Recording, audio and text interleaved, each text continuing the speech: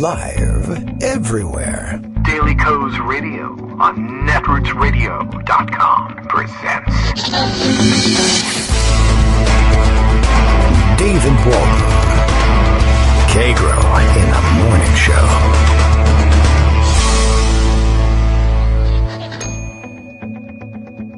Now, here's David Waldman. Here he is. That's what I say. Present. I heard my name called. Good morning, everybody. How you doing? It is Thursday, October 10th, 2019. Have you all atoned? Good? Because, I don't know. You missed your chance if you haven't done it now. Now you're screwed. So, hope you got it all done yesterday. We're back on the air live today. Plenty happening. Plenty happened yesterday. I actually ignored, had to ignore the bulk of it. Big news here this morning is it's reported by Bobby Lewis. I guess we have to say purported because everything should be purported rather than reported. But Bobby Lewis of Media Matters for America, the guy whose task it is to watch Fox and Friends, I guess, in the morning, not as he notes in his Twitter bio, not the President of the United States guy whose task it is to watch Fox and Friends in the morning, but the guy who's supposed to watch it for you so that you know what the president is going to say and what he's going to be talking about. We have the second sighting of this. I guess Geraldo Rivera becomes our second public figure following Congressman Matt Gaetz. No kidding, actual congressman, who apparently believes that the term kangaroo court, which they're using to describe the Democrats, the Democratic-driven impeachment process. The kangaroo court is somehow derived from Captain Kangaroo, the old children's television show. Matt Gaetz was the first I saw doing this, and I don't know whether Geraldo saw him doing that or independently arrived at the moronic conclusion that there's some connection between kangaroo courts and Captain Kangaroo. Why they don't connect it to those kangaroo convenience stores at gas stations, I have no idea. Or think that there are actual kangaroos who are holding court somewhere, like right after Judge Judy or something like that. I have no idea where this comes from or what the origin of it is, and I wish I did, but there you have it. Thanks, Bobby, for spotting that one. I mean, I don't know what to make of it, but apparently it's true, and there's nothing I can do to help America now. Okay, Daily Kos Radio is live. We are obligated to tell you, and we have help in that from Bill in Portland, Maine, who lets us know that the show is live. That's important because we're on it. Kagro X, that's me, the person on it now. David Waldman, how do you like this? I returned to the broadcast booth, my kitchen, looking dapper in my new Trump freed ISIS, and all I got was this lousy t-shirt, and it's true. Trump, founder of ISIS now. You get to say that about, you remember when does everybody remember that? I mean, it's buried in a mountain of BS since, but does everyone remember the time that Trump spent saying that Obama was the founder of ISIS? And I think he was even called on it, just at some point, I wonder why even, by Hugh Hewitt, I think, who said, well, you're speaking metaphorically that he did something to create the conditions to bring, no, and he was asked about it point blank, and he would not back off it. No, I mean, he's literally the founder of ISIS, like he's the guy who said, today's inaugural meeting of the Islamic State in Syria is hereby called to order. My name is Barack Obama, and I'm, he actually, I don't know why he didn't accept the invitation to simply say, well, yeah, I'm speaking about him creating the conditions for it. And I think he babbled something about that later, but he would not back off saying that Trump was literally the founder of ISIS. So I don't know whether you want to label it as ISIS 2 or you just want to skip right to it and say Trump founded ISIS. It doesn't work with, with MAGA people because nothing works with them. And even with Republicans, probably not regular like Republicans, if there are any left, that doesn't work with them either. But it's a fun thing you get to do. And, I mean, I don't know how else to say it, is his green light to Turkey, despite the fact that he denies he's giving the green light to Turkey, leaves the Kurds with no choice but to essentially, I guess, abandon these whatever prisons they've been holding ISIS prisoners in. And I think they have something in the neighborhood of 11,000 ISIS fighters in custody, and I guess they're all going to leave. And they asked the president about that yesterday. And he essentially, put another impeachable offense on the line in terms of derogation of his duty anyway, and said, they asked him, are you concerned about these 11,000 ISIS prisoners possibly escaping? And he said, nah, I'm not concerned, because where will they escape to? They'll escape to Europe. And there'll be terrorist attacks, presumably, in Europe as a result. And he, doesn't care about that. I'm not in Europe. All the people who will be killed by that are Europeans. And I guess we're back to old Europe being, as a throwaway for Republicans. I mean, he's in for hefty criticism from even members of his own party, but it doesn't matter because they still won't do anything about it. They issue press releases that say he's wrong, and then they go about voting to validate everything that he's doing. So I guess we're not getting anything out of that. But even Lynn Cheney says it's a big disaster, and boy, does she know disasters in the Near and Middle East. She's, of course, steeped in that tradition, brought up in that tradition by her father. But yeah, Kevin McCarthy is pretty mouthy about it too, because what else is he going to do? This is what he's being handed by his press staff.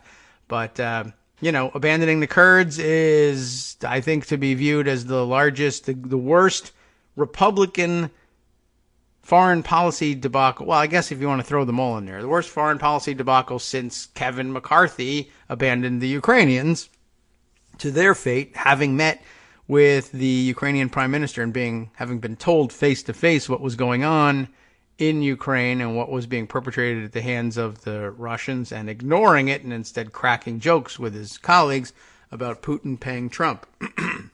I harp on that thing, and I do think that we'll get somewhere eventually by saying it enough times. For instance, it worked with inherent contempt and the fact that you can change the Senate rules and precedents on the filibuster with a majority vote. It took a couple of years to convince everybody of that, but eventually all the cool kids in political journalism who spent the first couple of years saying, no, you don't understand, I'm very savvy, and you don't actually get it, you're delusional, your blogger pipe dream is just never going to fly, and then it did.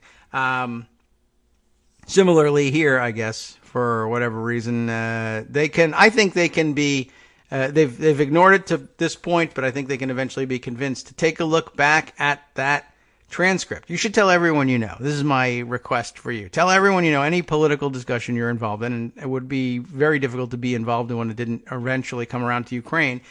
And remind everybody, the original sin in Ukraine comes from that secretly taped conversation that we found out about in 2017, but actually took place in 2016. The first line of that, Kevin McCarthy doesn't make his comic relief appearance until the very end. And that's the conversation, that's the line in there that the conversation is famous for. I think Putin pays Trump, right? But in fact, the very first line of the transcript is somebody, an unidentified voice, presumably a staffer, saying Kevin had, meaning met with, not, had sexual relations with, but had a meeting with.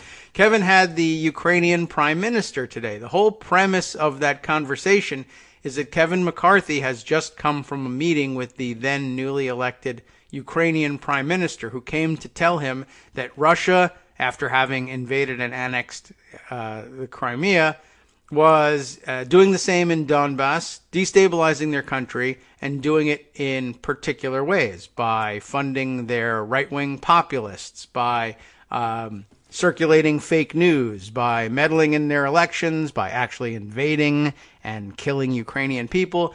And having been confronted with this information, Kevin McCarthy sat mute in this discussion, which was, at the beginning anyway, chiefly between Kathy McMorris Rodgers and Paul Ryan, in which they recount the horrors that they too have been told about, which were then currently being perpetrated in Ukraine by the Russians. The upshot of that part of the conversation being that Paul Ryan became convinced in his own mind that America the Beautiful was the only one in the world standing up to this oppression on behalf of the Ukrainian people. Kathy McMorris Rodgers, believe it or not, actually more correct than this, saying, no, we're actually doing nothing about it.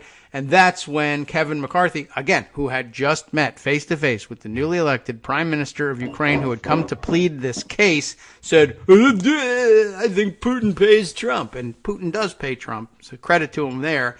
But thanks for missing the point and murdering Ukraine, Kevin McCarthy. Now that you are Republican House leader, I think no one should ever let you forget about it. Every time I see you open your mouth on Twitter, I remind you of the blood of Ukraine, which is still on your hands, and you appear to be slicking your hair back with it without noticing it.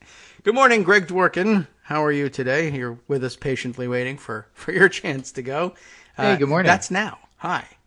So stuff's happening. Yes. And I think that when you were describing that Kevin McCarthy taped call, I'm pretty sure that the unnamed voice there was Mike Pence. Of course, denies he was there and had nothing to do with it. Maybe, right? He turns up. It was Mike Pompeo, too. He was also listening. What? Right. I was there. And so was Bill Barr, because they were all getting ready. Right. Giuliani was probably on the call, too. I mean, because right. after all, the whole bunch of them, of gun-ups, all of them. Yes. They were all, the crime family sticks together. So that's what they said Martha at the end. Was really upsetting to McCarthy because, people heard it, and it wasn't meant to be heard by the general public. Right. But, thank goodness for hot mics. Yes, well, that was good news, and so it proves a lot, including, I think, the much less frequently discussed point that even after a meeting with the Prime Minister of Ukraine, and even when prompted by a discussion between two of his colleagues about Ukraine, the guy still has nothing to say about Ukraine until the end, until he sticks his foot in his mouth, and the only thing he can think of is Putin pays Trump. Yep. Oh, well. Absolutely true. And, of course, we all were like, wow, that's the center story. Right. Yeah, at the time, maybe it was.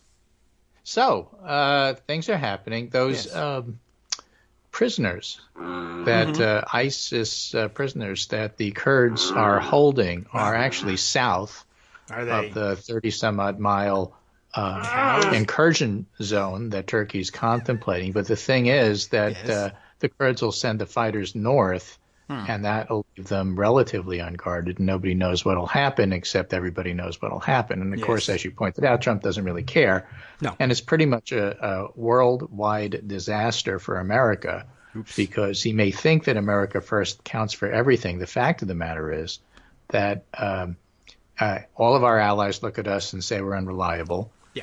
Everybody's reminded, including the Iraqis, that we betray everyone the first chance we get. Mm-hmm. And America First really isn't going to be a sustainable policy. The Republicans are sort of angry about it, and it's not like they're going to do anything specific. I mean, they're going to have sanctions. Chris Van Hollen and Lindsey Graham are talking about bipartisan sanctions. It's always nice to see Congress work in a bipartisan manner. And the sanctions aren't against Trump. They're against Turkey, which is part of the problem because they haven't gotten to the root cause. But the root cause is going to be dealt with impeachment. This may not be an impeachable thing in terms of Congress's mind, but anytime you get shaky Republicans in the Senate who are already uncomfortable with the whole idea that Trump asked a foreign power to interfere with the 2020 election, which is the core of this impeachment inquiry, and then you add something else to make them shaky about support for Trump, that's not good news for him. So, of course, the natural response would be for Axios, as they did this morning, to publish a piece. What if Trump is impeached and then reelected? Isn't that bad for Democrats? Well, we wouldn't like it. I can tell you that. I mean, because what if yes. he's impeached but not removed, right? And the entire country decides the Democrats are too left-leaning? What if? And I said, all right, fine. What if Trump is impeached and removed, and Pence is so weak that he gets clobbered in the next election, and the country discovers that America's so-called left-leaning tendencies are in fact completely centrist? I don't know. That would make a much better story, but they didn't decide to write that one. No. By the way, there is a right-wing lunatic theory out there that says if Trump is impeached and removed, not only can he then stand for election again, but it nullifies one of his terms and he gets to run a third time. And they are positive that that is in the Constitution. They just won't tell you where. Right. But what is in the Constitution is that you can ban him from running. Yes. Or ban One him of the from things serving, about impeachment anyway. is two things impeachment does. It removes you, and if you choose, it bans you from running again. I wonder about the technique. You're certainly banned from holding public office again. I wonder, I guess you Well, could if you're king, it's not try a to public run. office. Is that what they're saying? Yeah, I mean, yeah, I don't know. I guess you can That's try to pretty run. clear. I don't know whether states would let you on their ballot. And I mean, I guess you got to ask that question because it's not the case. I don't think it's beyond the pale that Trump would be impeached, removed, and say I'm running anyway, and then sue states that say you're ineligible for a federal office. We're not putting you on the ballot. Well, what if you say I won, and then you just sort of camp yourself there? Yeah, that too, right? Or I wasn't removed. Then the Secret Service gets to remove you, and you really do get frog marched out of the White House. That would be- So some of it that'd be doesn't go nice. all that far, but you'd it's be still driven kind of out. interesting to see the speculation. Let's talk about what's actually happening here. I had a little bit of a rant about that on Twitter this morning. Okay. But my view, of Have it course, is again Trump here. is a danger to America's ideals and world standing, and his incompetence and corrupt behavior is exactly what we warned you about. So it's no wonder his impeachment numbers are rising. All the stories in the paper, if you look at the front page of the Washington Post or New York Times online, Trump's Syria decision tests GOP support amid impeachment inquiry. Turkish forces push deeper into Syria as Kurds fight back. Trump's claims of executive immunity lead to criticism he's acting above the law. That's from the Washington Post. New York Times says death toll climbs as Turkish offensive in Syria enters second day, which, of course, they left out Trump is totally responsible for. Military leaders fear they've seen this before. It ended in the Iraq War. Why is Turkey fighting the Kurds in Syria? So, again, the point of adult learning is repetition, repetition, repetition. And when this stuff starts to make its way into different headlines from different media, people start to hear it. But the funny thing is, the Fox News poll came out yesterday, along with the Morning Consult poll, similar numbers. In Fox News poll, and this is something Trump pays very close attention to because it's Fox News, even though the poll is independent and actually a very good pollster. Fox News poll, should President Trump be impeached and removed from office? In July, impeach and remove versus not impeached was 42-45. Now it's 51-40. That's double digit in favor of removal. Yes. And digit over is one. 50% in favor of removal. Now, I'll point out that that's while Trump is raising $1 billion and spending half of it already on digital ads, Facebook, and the other stuff that he thinks is going to win the election for him. So the point I'm trying to make is that they're already spending nearly $500 million on his image, and it's not working. Oh, well, Right? I mean, those What happened to numbers the are other half? terrible for him. Impeach and remove 51, not impeach 40. That's terrible. And yes. there's more. A majority of Americans think he should be removed, according to both ABC and Fox. And even the traditionally conservative, not conservative in terms of ideology, but they don't jump large amounts. All the polls show movement, even the poll I that doesn't move, which is our own civics poll. So it's a big deal that Trump has infinite money for the campaign, but it's also a big deal he's spending a lot of it with this kind of result. And, I don't want to hear about his base.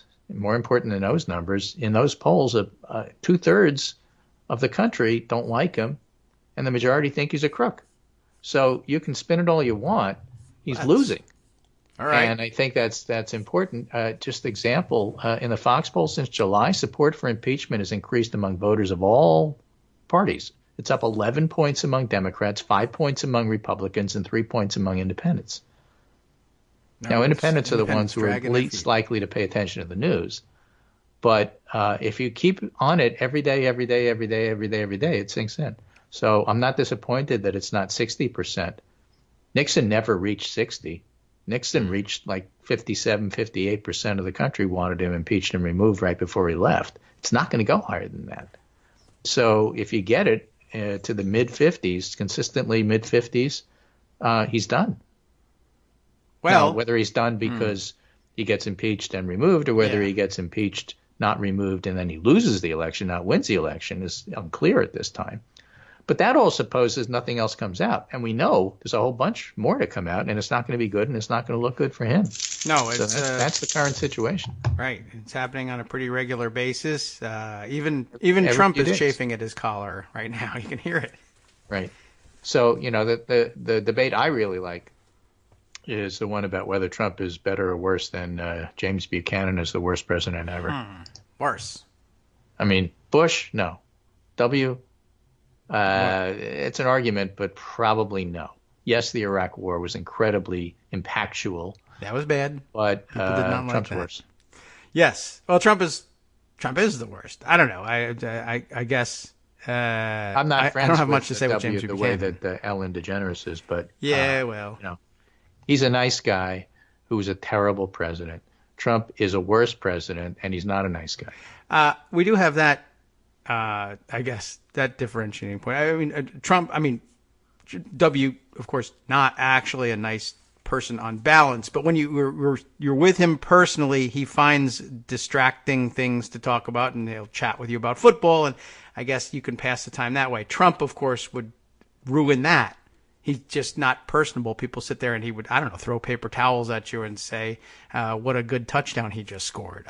So you can't even pleasantly watch football with that guy. Right. So as You're First right. Read points out, two things can be true. One is that Americans have been pretty much locked in their partisan corners since November 2016. It's pretty amazing. Trump has never won over and even tried to win over the part of America, which is the majority part of America, or at least a plurality part of America Party lost. that didn't vote for him. Yeah. The majority didn't vote for him. Remember when you had to do that because that was conventional wisdom? You guys got to pivot to that now. So the Republican pollster in the Wall Street Journal NBC poll, one of those conservative-leaning polls that I mentioned, not in an ideologic sense, in the sense that it tends not to fluctuate wildly. What's powerful about this poll is what has not changed, said Bill McInturff, the Republican pollster who co-conducts the NBC Wall Street Journal survey. But Trump starts the impeachment battle and looks ahead to re-election next year with 53% of the country already against him. More than strongly against against him. him. Like he ought to be removed before he gets to run again. Yes. Wow. So this is one poll at the beginning, said Peter Hart, the Democratic half of the NBC Wall Street Journal poll, and it's a different starting point than either Nixon or Clinton had during their own impeachments. So, in other words, the majority of the public didn't want Clinton impeached. He was impeached anyway. He was popular. People wanted Nixon impeached, but it started from don't touch him. It was down in the 20s, and then got as high as 57, 58. Trump is starting at 53. 52, 51, whatever your number is. It's 58% in the ABC Washington Post that wants an inquiry and 49% that wants an impeachment. And in the Fox poll, it's 51% that wants impeachment removal. 49% wants removal in the ABC Washington Post poll. So it's a big deal. So I think that, Trump is just in a really, really poor position, and he's doing everything he possibly can to make it worse. Yeah. Well, that's his thing. So, everybody's got to have a hobby. Right. So David Leonhardt is covering the response from the relatively inept White House lawyers. His article is entitled, "Wow, this letter's bananas." When reality is inconvenient, reinvent it. This is from the Pundit Roundup, and I'll just put it in the list here that you're working on Skype so you can see it easy. And there it is. There's no legal or logical basis to President Trump's claim that the impeachment inquiry is illegitimate. No. This letter's bananas. Greg Nunziata, a lawyer and former Republican staff member on the Senate Judiciary Committee, wrote yesterday referring to the White House letter announcing it would not cooperate with the inquiry. A barely lawyered temper tantrum, a middle finger to Congress and its oversight responsibilities. No member of Congress should accept it, no matter his or her view on the behavior of Pelosi, Schiff, or Trump. The Constitution gives Congress the right to pursue impeachment, and a president inviting foreign interference in American affairs for personal gain clearly qualifies as a potential high crime. Yes. So the thing about the maneuvering on the part of the White House is interesting. For about a week to 10 days, they had zero control of the story whatsoever. New revelations, whistleblower, texts from the ambassadors. And by the way, the ex-Ukrainian ambassador is still slated to appear tomorrow. The White House may pull that at the last minute, but right now they're still scheduled. She's still all this stuff is Department coming out. They employee. can't control the story. Yeah. And then they decide we got to get some control over the story, so we're going to not cooperate with anything. We'll at least drive that part of the story for a day or so. They do And have so that. they get on that, and they did that. I mean, they do have Good that power. The job, White House guys. is an incredibly powerful organ in terms of generating news. But even that doesn't really obscure everything else that's going on. And right at the time they're trying to do that, there's the Turkish-Kurdish betrayal, Turkish invasion, Kurdish betrayal, which steps on that story. And so the White House really doesn't have a complete idea of what to do. What they are trying to do with that, we won't cooperate. And the second line strategy of saying that what we're going to do is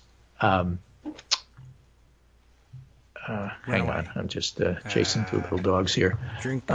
Two. The second line strategy of we won't cooperate with an impeachment unless there's a formal impeachment vote. Oh, yeah, right, sure. Is simply the concept that what we're trying to do is control the impeachment. We want a say into how it's done, right? Yeah. Two teams are playing on the field in the baseball playoffs, and the manager for the other side says, "I want input into how you do your lineup." Okay, no problem. I can cover that. Usually the manager is going to say, "That's ridiculous. It's bullshit. That's not happening." And in fact, that's the way Nancy Pelosi can do it. We don't need a vote. It doesn't say in the Constitution we need a vote. It says that we have the sole right to impeach, and that's what we're going to do. It's not up to you. Right. And your people really don't want to vote anyway because your Republicans don't want to be on the spot. But even if they did, you're not negotiating with us about what the rules are. We set the rules. Let's be totally clear about that. Yeah, well, that's the whole point of the thing. I mean, we'll give you some input. We'll ask you to state your name for the record. You'll have a chance to do that, and you can say whatever you want, bananas, macaroni head if you feel like it. But we know who you are. That'll be the input that you get. From there on in, this is their process. They're going to be the ones that decide how it goes. They may yet have that vote, though. Doesn't hurt them any. So we'll be back in 2 minutes when it's time for that vote.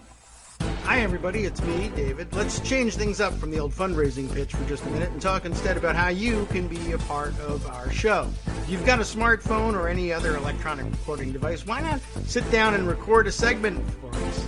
Read us an important article and give us your take. Or read one of your own original essays, or even just give us your commentary on something you'd like to share that's important to you. Then send the file to me at kagrox@gmail.com, and I'll try and work it into the show. Short segments, a few minutes in length, are easiest to fit in. And of course, I can't always guarantee that I'll be able to play everything, but if you've ever shouted at your radio or TV about something you wish was being covered, here's your chance to change that.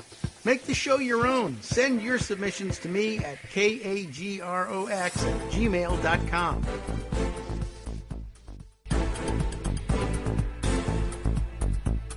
Welcome back now to the Kagro in the Morning Show here on Networks Radio. Okay. So a little bit of discussion on the side and entering into the break that, Trump and the lawyers, I guess essentially all they did was waste time, generate some billable hours, if they're even being paid. I don't know. Was this letter also in Comic Sans, or was it a different lawyer? I guess it was a different lawyer. Okay, or he smartened up somehow. But I think Dowd is the one with Comic Sans, and he quit like a year ago. So yeah, well, I guess they can say whatever they want. I guess he couldn't get hired by anybody else because now he's doing this. Yeah. So they can say whatever they want. They say, of course, it's just that this round says we want to, we demand a vote. Then they'll have a vote, and then they'll say the vote's not enough to convince us, and we'll be doing something else. But as I was saying to David over the little break we had, if I love process, but if you're arguing process, you're losing. Yes. And what's going to happen here is that they're going to try to throw everything up against the wall and see what sticks. This particular one won't. Right. It won't stick for very long. They might even have that vote. I mean, it may very well be that the House is anxious to do that. It might help. It might affect the outcome of some of the cases that are in front of courts that we discussed. I think that they may want to hold off for a while because they just argued in front of the judges that vote wouldn't be necessary. But, they could have that vote and then go back into court and say, well, we hadn't had it at that point, but it didn't matter. That was our argument. But as it happens, it's now a moot point. We had it. Nancy Pelosi basically said, yeah, no. And the reason is that having the vote means setting the parameters about how the impeachment will go, while at the same time delaying it further. And so none of that's going to happen. It's just not. Yeah, I don't know if it will. Oh, I guess it could. But there's also, there is their element of it like, well, I'm not going to have this vote because even having the vote indicates that we're bending to the president's demand that we have it, even though I don't know why he would ask us to have it, because the outcome is there's going to be a formal impeachment inquiry. But anyway, well, let me throw in this Bloomberg piece and then get back to the impeachment. Yes. So Bloomberg has this piece yesterday. Trump urged top aide to help Giuliani client facing Department of Justice charges. It's the Diet Coke guy. President Donald Trump pressed then Secretary of State Rex Tillerson to help persuade the Justice Department to drop a criminal case against an Iranian Turkish gold trader who was a client of Rudy Giuliani, according to 3 people familiar with the 2017 meeting in the Oval Office. Tillerson refused, arguing it would constitute interference in an ongoing investigation of the traitor, whose name is Reza Zarrab, according to the people who commented in the article. The people said, other participants in the Oval Office were shocked by the request. Tillerson immediately repeated his objections to Chief of Staff John Kelly in a hallway conversation, emphasizing the request would be illegal. Neither episode has been previously reported. All the people spoke on condition of anonymity due to the sensitivity of the conversations. In other words, former White House officials are now leaking, I guess always like a butterfly net, and the thing is that this illustrates a number of different points. The corruption runs deep. Trump was trying to corrupt every single department. Tillerson said no, but Pompeo obviously says yes. It involves Giuliani. It involves Turkey because that particular traitor knows a lot about Turkish corruption, and Erdogan wanted him out of the way, and that sort of becomes relevant now. I mean, on the phone call, we don't know how that phone call went. It's probably taken and put in that secret server that nobody knows about. Right. And what happened is Erdogan says, listen, I want to invade and wipe out the Kurds, and I also want you to take care of this guy who's a real pain in the neck. And Trump says, fine. What do I get out of it? And Erdogan laughs, and he gets off the phone, and that's where we are. And so the White House declined to comment. But my point is, it's very difficult to sustain an attack on the Democrats that the entire impeachment proceedings are partisan, when in fact every day, every second day, every third day, another story about Trump's corruption comes out. Yeah, I mean, because that's the story, not the fact that Democrats and Republicans are on different parties. We already knew that. Yeah, I mean, I guess the normal way of looking at it is stories of corruption are being substantiated. One party cares about corruption and one doesn't, even though they both say they do. Right. This is what's going on here. And the fact of the matter is that Trump tried to strong arm a foreign power while trying to help himself and not the country. That's the story. We need to pursue it. Now, it's not a partisan thing in the sense that Republicans are welcome to join us. Yes, they're supposed to. If they don't, the reason they're that the they're ones not being partisan. End the discussion. We're moving forward. We have the votes. Yeah, I mean, that's basically it. This is the process laid out by the Constitution. One party is willing to participate in it, one is not. And I guess you know which one's being partisan now. These are the instructions of the Constitution. They say they're not going to follow them. That must be partisan. Right. And so if you don't like Adam Schiff because he's competent, I'm sorry. Yes. You don't get to choose I don't really care why who you don't runs the committees that are going to run this. Yes. And so, the idea that you were offended, terribly offended by something John Kerry said. Oh, I'm sorry. Adam Schiff said. Yes. And you're going to try to swift boat him out of running the impeachment inquiry? Not going to happen. Yeah. You're just not, you don't have that kind of influence. You don't have that kind of clout anymore. And by the way, everybody hates you. I just thought I'd mention that. You have to win the House to make that determination. Well, elections have consequences. Is that what you're trying to say? Yes, right.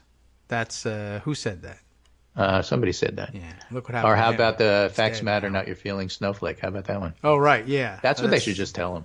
Yeah, right. Or we could borrow their T-shirts that say it. We care about facts, not your feelings, snowflake. President Snowflake. Yes, that's not it. You got to be respectful. Okay, sure. Because of the office, etc. Yeah, exactly. The one with the Diet Coke button in it. All right. So let's turn a little bit to primary news. Oh, all right. New Who poll won? of the 2020 Democratic primary from The Economist and YouGov yesterday. And I'll just summarize that because The Economist is behind the paywall. I will just give you the tweet version of it. Okay. The percent support among likely voters and change versus last month. Warren is in the lead, 28, up 4. Biden is at 25, plus 1. Sanders, 13, minus 4. Harris at 5, not moving. Buttigieg, 5, down 1. Yang is 3. Bullock is 2. And Klobuchar is 2. Everybody else is less than 1. That includes Cory Booker. Significance of that. Warren obviously is rising. Everybody knows that. She's having a very good stretch. But I would point out the reason she is now even or slightly surpassing Biden in the national averages is not because Biden is dropping. It's because Warren is rising.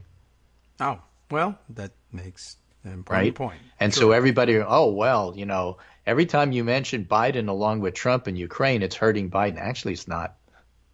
Well, that's good news for It's Biden actually people. not. He's, if anything, gone up.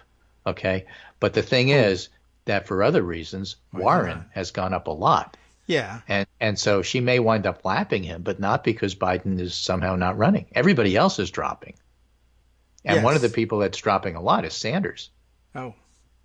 Yeah. Okay. Right? So a lot of Warren support is going to be Sanders people deserting him.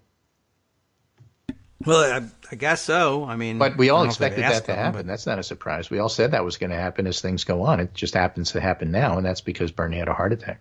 Oh, yeah. Well, that's, yeah. That'll And there's put news a about that. dent. In this poll, percentage of Democratic primary voters considering voting for each candidate.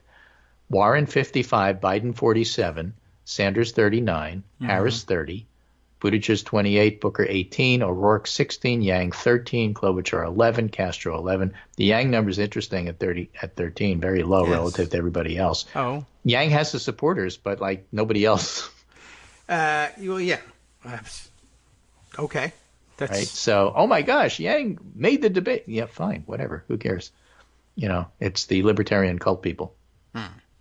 Now, Warren at 55, Biden at 47, both of them still showing pretty good strength. Warren obviously ahead there. Percentage of Democratic primary voters who would be disappointed if X candidate won. One. All right. Right? It's terrible that person won. Williamson leads at 32. Tulsi Gabbard comes in next at 23. Okay. Biden's at 22. Huh. Yeah, I would guess that's the younger folks. Yeah.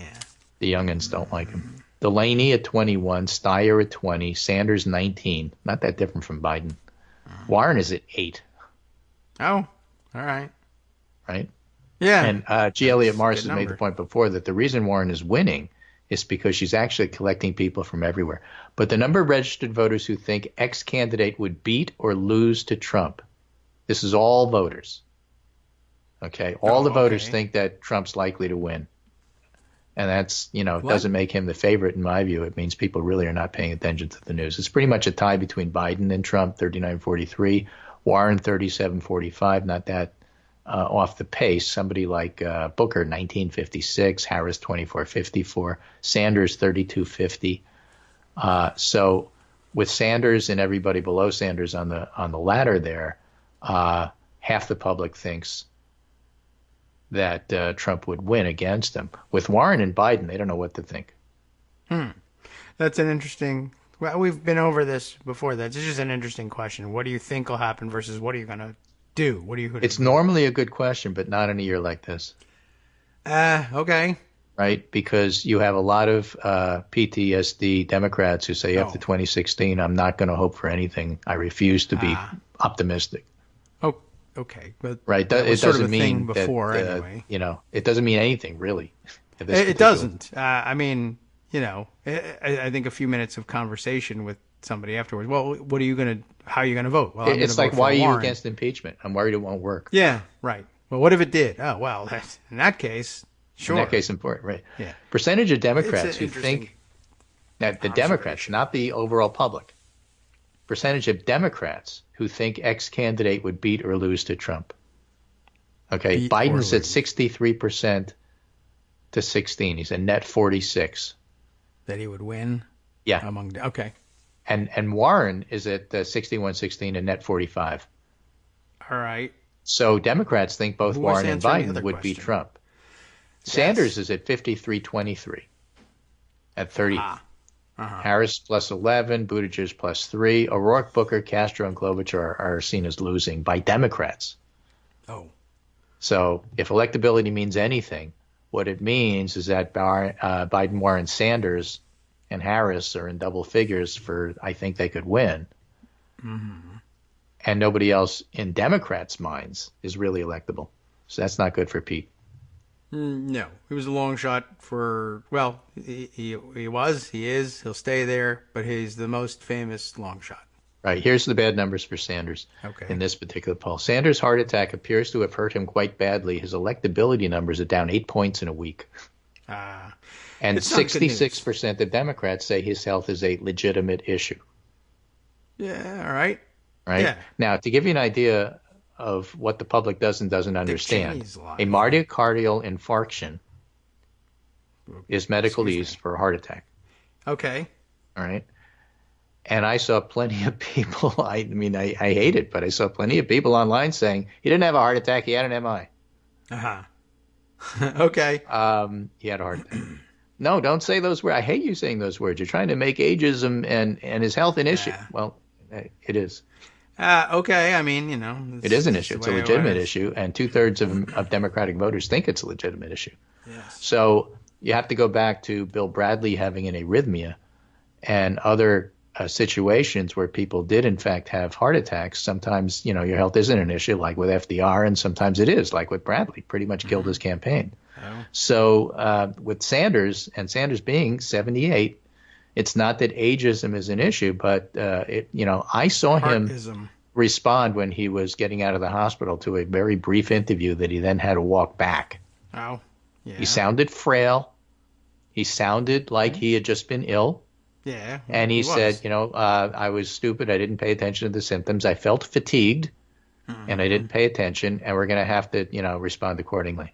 Okay. And it made it sound like, okay, you had a real event and it's still affecting you, and you got to take it easy. And then a couple of days later, no, I misspoke, or the media covered it wrongly. I'm vigorous. I'm active. We're going to be at the debate.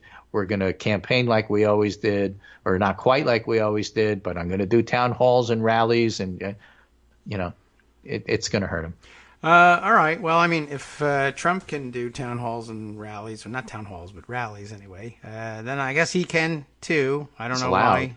People can vote for him. They don't have to change their mind based on this. Sure. But there's no question that in Democratic voters' minds, his health is an issue now. Yes. And his epidermis is showing. So that's also a problem. Right. 2020 primary among Americans. Again, this is YouGov.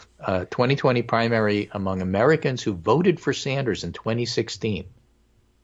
Yes. If you voted for Bernie in 2016 and look at only that group, Sanders 31, Warren 30, Biden 9, Buttigieg 6, Harris 4, Yang 3.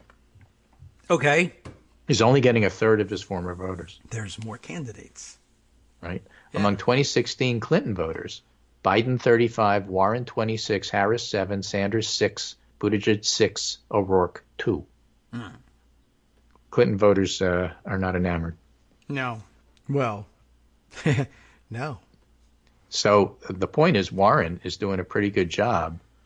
Warren is at 30 with Sanders voters from 2016, former Sanders voters, and former Clinton voters, she's at 26.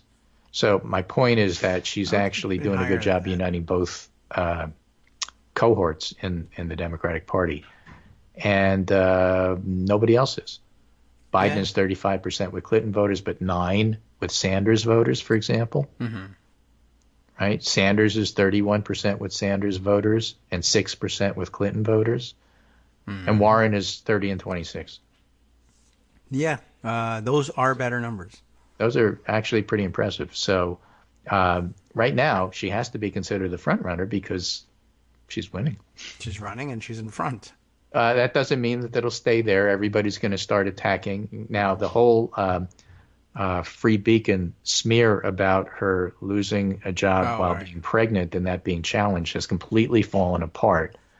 There's two things that happened here. There's plenty of evidence that at the time, the school district where she was relieved of duty, actually had a policy against having pregnant teachers in the classroom. Okay. Well, Okay, that's number one. And number two, it's dumb. trying to push that smear has basically offended women all over the country who say it's still true, even if it's not written down. You don't need to have it written down to understand that. And when you have these 30-something guys trying to push this, it ain't working. Yeah. I mean, it's as tone deaf as the, Me Too stuff being reacted to by 30-something guys saying feminism is to blame for all this anyway, and you're all lesbians or whatever. It's like, are you crazy? That's every woman out there knows that's every young woman out there who's your own cohorts will tell you they get sidelong glances when they're in their mid to late 20s to early 30s, and people and bosses ask them about their, where do you see yourself in 5 years, hoping to sneak past the now illegal question of, are you have any plans on starting a family? Are you going to become pregnant and need maternity leave? But half the country knows about that. Then the other half, we all know, but only one half of that second half is denying it, and it's not helping anything. That was anyway, that's my summary for today, just to give you an idea where things stand. I actually am well aware that as we get closer to the election, partisan feelings kick in. Yes. And so Trump's numbers potentially could get better. But the fact of the matter is partisan intentions have already kicked in. Yes. And so I'm not buying the idea that, just like every other time, with Access Hollywood and this and that and everything else, and the Mueller report will dance around it and everything is fine. Everything is not fine. Things are actually kind of falling apart for him. But, it'll take some people a while to see it. We'll see what happens. You just heard it here first. Yeah. It's always like hearing it here first. It's true. I imagine, that there is that history of people kind of coming back to their partisan leanings, but there's also the history of not entering into an election with an impeachment hanging over your head. So, okay, very different this time. Thanks, Greg. We appreciate it. Take care, and thanks, I'm Abby. going to go attend to Abby because it's that time. Yes, she wanted to talk about the Israeli elections, but we don't have time for that today, Abby. And Boris Johnson and John Bercow becoming prime minister. We don't know yet. Okay. That's just such a fun thought. I can't give it up. Take care, and I'll talk to you on Monday. Yes, very good. Okay, have a great weekend, and I hope we're all, alive at the end of it. It'll be fantastic to catch up. Thanks, Greg. And, all right, time for his neighbor to go to work, and so it's time to take Abby out to have a peek at that. Let's see. Wow. I did want to comment, and we just sort of did briefly as an aside on that Bloomberg piece. I'm just fascinated by their insistence on referring in the headline to a top aide being involved in this exchange over Giuliani's client. Trump urged top aide to help Giuliani client. Did they not? I guess they didn't want to say Secretary of State because people would have thought that was Pompeo, but it wasn't. But I don't know why you can't say Tillerson or former Secretary of State. It's just amazing that they would refer to him as a top aide and just sort of leave it at that. I mean, he's like, what, like fifth in line of succession in the presidency, right? Vice President, Speaker of the House, President pro tem of the Senate, and then onto the cabinet, of which the Secretary of State is top of the list. So, I mean, it was a big deal. It wasn't Ivanka. It wasn't Jared saying this. It was Secretary of State. Also, of course, it's a little weird to say, I have this problem that I want the Department of Justice to help straighten out. Let me call the chief of a different department, the State Department, and ask him to take care of this by asking the head of the Department of Justice to do it. It's very interesting. And I guess what's happening here is, a couple of things. Aside from the obvious corruption of it all, there is Donald Trump trying to keep his fingerprints off of it. And they would be very small, honestly. It's not something to worry about. They'd be very difficult to pick up on. But he's trying to keep his fingerprints off of this manipulation One, by having the Department of Justice do it rather than him just, issuing an executive order and signing it and showing it to everybody. And two, I guess he's trying to have even more distance from it by having Tillerson deliver this message to DOJ to get this done. And the second thing, besides trying to distance himself, is I assume that the thinking was that the Justice Department would act with more urgency on it, given that there is an international diplomatic statecraft element to it, a diplomatic reason for urgency on this matter, and that it's delicate and international relations are involved, and so therefore it's not just the president saying this has to happen, but the Secretary of State is here to tell you that delicate matters could be made easier if you would just do this way. And that's actually, for Trump it's fairly sophisticated, but I think his chief interest was one, I forget which department you had, and two, I just want my people to take care of this. He also, of course, I guess would have been talking to Jeff Sessions about that, and his relationship with Sessions wasn't all that good.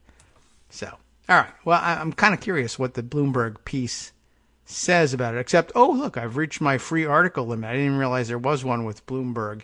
All right. Well, I wonder if are they among the stupid group of people who will deny me access in the original article, but will allow, they are, allow Pocket access to the text of the article. So now I can read it, which is just fine. And don't tell anybody at Bloomberg, because then I won't be able to do this. Trump urged top aide to help Giuliani client facing DOJ charges. We probably should read through the whole thing so that you're up to speed on who this person is, because this one's going places too, I think. Secretary of State Rex Tillerson. Oh, these are the bullet points. You know how Bloomberg does things. We'll skip that and read the article. President Donald Trump pressed then Secretary of State Rex Tillerson, who you may recall said that Trump was an effing idiot, to help persuade the Justice Department, which is not his department, to drop a criminal case against an Iranian Turkish gold trader. That's fantastic. It's like the dumbest, most contrived villain since, ready for a stupid movie reference? Tequila Sunrise, I think, is the movie I'm thinking of. That was a Mel Gibson movie, I think. And anyway, or was it? You know what? Now I got to look that up. Why am I thinking of that? Is it either? I used to get confused about which movie it was. Yeah, I'm going to have to actually look this up here at IMDb. Anyway, there was a movie that was either Tequila Sunrise, which I don't know why I even remember that was a movie. Yeah, that was Mel Gibson. Mel Gibson and Michelle Pfeiffer, 1988. Yeah, I think this is, this is a slightly different one. So there are two Mel Gibson movies that I have in mind that I might be confusing the two of them together. But Mel Gibson loved, I guess, and maybe still loves doing movies where he's the good guy, rogue cop kind of guy, fighting drug dealers. In the 1980s, I guess that was a super popular villain to have. And let me see. This the other thing I'm thinking of is when he was doing those Lethal Weapon movies. And it might have been like Lethal Weapon 2 or possibly 3. And I'm thinking, so it looks like the synopsis. Yeah, there it is. The synopsis of Tequila Sunrise, 1988. I'm wrong here. 1988, I'm wrong about which movie it was a former L.A. drug dealer tries to go straight. Now, he's the drug dealer, I guess, in this one. But he's going straight, so he's the good guy. Not rogue cop, per se. But he's trying to go straight. But his past and his underworld connections bring him into the focus of the DEA, the Mexican feds, and the Mexican drug cartels. That is Mel Gibson's 1988 Drug Dealers Are the Bad Guys movie. Mel Gibson's 1989 Drug Dealers Are the Bad Guys. And don't get me wrong, drug dealers are kind of bad guys. But in this one, he is, in fact, kind of the rogue cop. But this drug dealer, I guess in 1988, they said, we didn't do enough box office with the Mexican drug dealer thing. Everybody's sort of immune to the whole thing. Oh, yawn, Mexican drug dealers. Those are bad guys. We all know that. But we're bored by that. So by 1989, the drug dealers, as I recall, had to be South African, which is like, they're drug dealers. Yeah, who cares? South African drug dealers. Wow, those guys must be the worst because they're racist drug dealers. I guess that was the idea. And now, so the same writer, I guess, has been contracted with the Trump White House to create the supervillain of today, an Iranian Turkish gold trader. I don't think you could, who's a client of Rudy Giuliani, and also a known sexual assault suspect. What else can we throw in there that's equally bad? I don't know if we have any higher villains. He's also a Trump fan, obviously. So that's where we are with it. An Iranian Turkish gold trader, a client of Rudy Giuliani. This, according to 3 people familiar with the 2017 meeting in the Oval Office. I'm trying to get a couple more details in here as we get set to exit for our top of the hour break. Tillerson refused, arguing it would constitute interference in an ongoing investigation of the trader Reza Zarrab. According to these people, they said the other participants in the Oval Office were shocked by the request. Greg told you that much. Tillerson immediately repeated his objections to John Kelly. We got that news. Let me skip down a little bit here. Kelly and Tillerson still, I guess, declining to comment currently about this. Another person familiar with the matter said the Justice Department never considered dropping this criminal case. Zarrab was being prosecuted in federal court in New York at the time on charges of evading U.S. sanctions against Iran's nuclear program. Big problem. He hired former Attorney General Michael Mukasey as well as Giuliani, don't forget that, who has said he reached out repeatedly to U.S. officials to seek a diplomatic solution. That's why you have to involve the Secretary of State for his client outside the courts. We'll be back in a minute to discuss it further.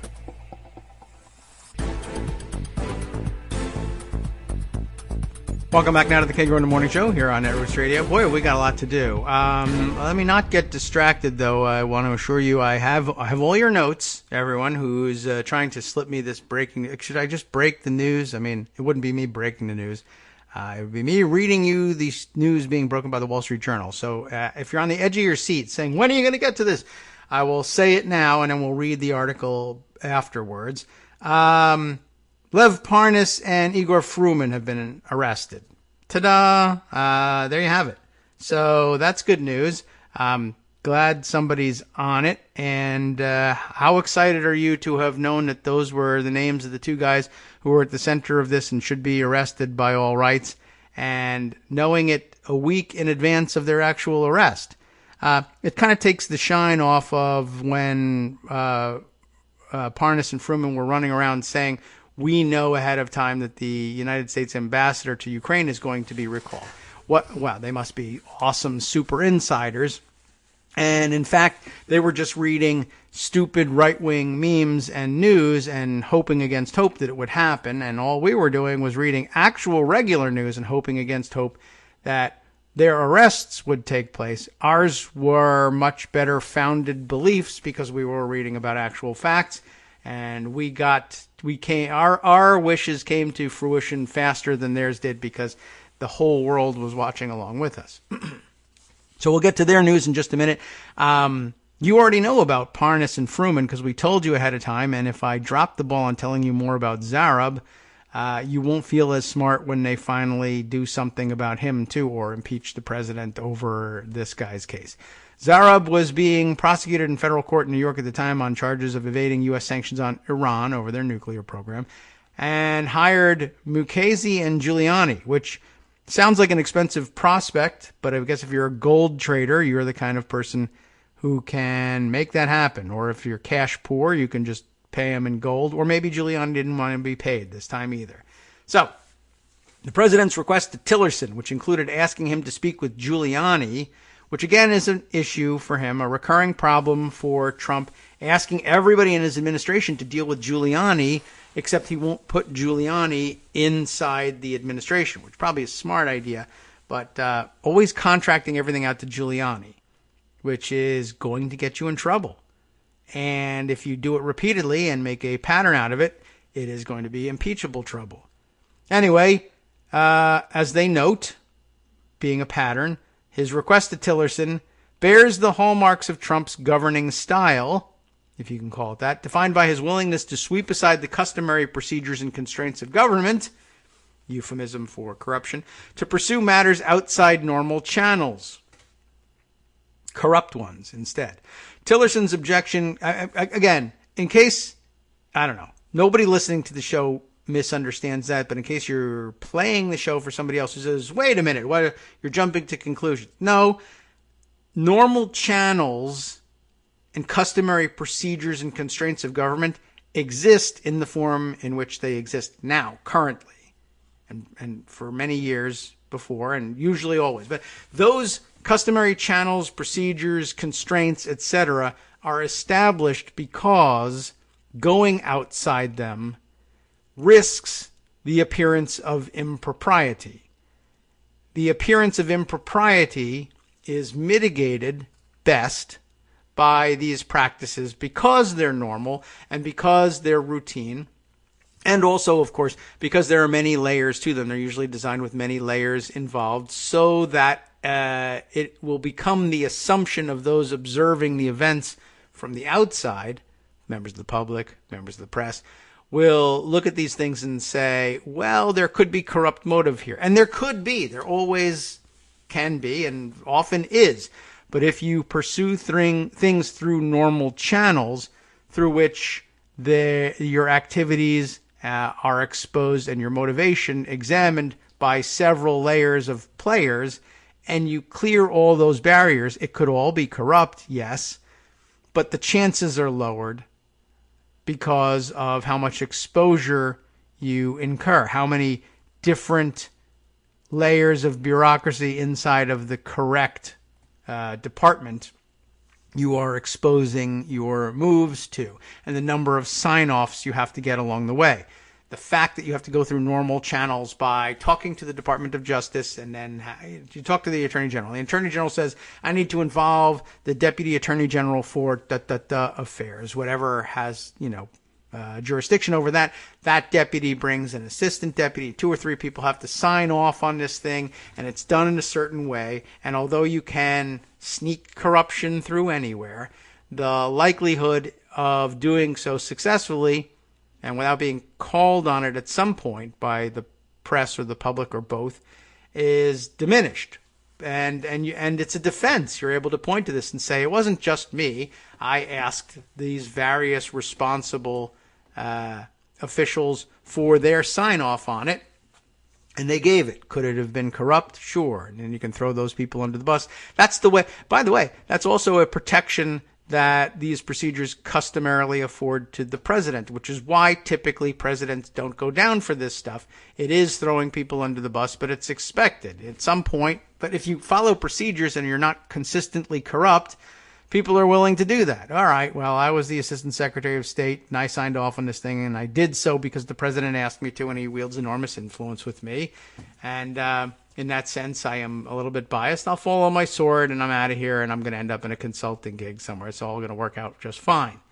But when you circumvent all of that, people are less willing to fall on their swords for you because your job experience is less recyclable into lucrative contracts afterwards. If you stick to normal channels but end up getting screwed and thrown under the bus, hiring authorities later on say, well, run a bad luck for that person, but they're trustworthy and worth investing in because look at how they stuck to normal channels. This is a trustworthy individual. They know how this game works.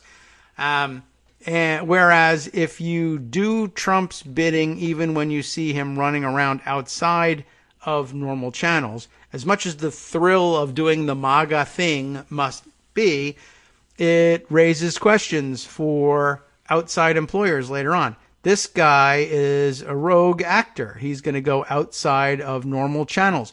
Normal channels are here not only to protect the public, not only to inform the press, but also to protect us from ourselves from time to time. And if we're a publicly traded company, protect our shareholders from exposure from arbitrary and capricious, whimsical decisions or totally corrupt decisions. Process has a place in all this, and going around outside of it it's a big thrill. Everybody, all the MAGA guys, feel a tingle in their nether regions when you do away with bureaucracy, if that's what you want to call it. And it's got plenty of euphemisms. We're reforming the process. We're reforming the Ukrainian gas market and democratizing it and westernizing it. We are, cutting red tape. Whatever euphemism you want to hang on it. They get a big thrill out of it, but it was protection for you too. But cowboy that you are, you just didn't want it. Yeehaw. So here are the consequences. All right. Little bit of analysis there. Throwing ourselves back into the story. The president's request to Tillerson, which included him asking him to speak with Giuliani, who's not in government, bears the hallmarks of his governing style, which sucks. Defined by his willingness to sweep aside the customary procedures and constraints of government to pursue matters outside normal channels, which is problematic all by itself, as previously explained. Now, Tillerson's objection came to light as Trump's dealings with foreign leaders face intense scrutiny following the July 25th call with Ukraine's president that has sparked an impeachment inquiry in the House. Now, embedded in here is a picture of the very evil-looking Reza Zarrab in 2013. Doesn't look particularly evil, but let's say this. He would be stopped by customs officials at an airport and subject to enhanced security measures, in all likelihood. That's a description of his hair and skin color. Wink, wink, plus his mustache and beard.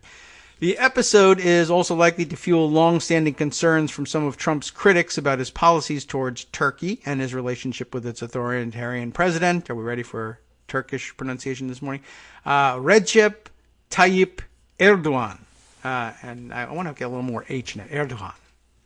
We'll throw a little bit of very breathy H in that. Zarrab's release, and I don't know if I'm pronouncing his name right, was a high priority for Erdogan until the gold trader agreed to cooperate with prosecutors in New York. It isn't clear whether Trump considered his request for Tillerson to intervene to be improper. Not clear whether Trump considered his request for Tillerson to intervene to be improper or was just testing the bounds of what he could do as president on an issue that could provide diplomatic benefits while also helping Giuliani, a longtime supporter. Those are two good theories about it. Another theory about it is, what's his face with the tie and the suit is in front of me. He looks like an official from my government. I'll ask him to do this thing. I forget whether he's the Secretary of State or Attorney General, but he has a tie. I'm going to assume he can figure it all out. I don't really care who does it. There's also that. The Oval Office meeting occurred in the second half of 2017, and Giuliani wasn't the president's personal lawyer at the time, as he is now. But I don't know. I don't know if I accept that division. I assume they could make that point in court and probably even establish it.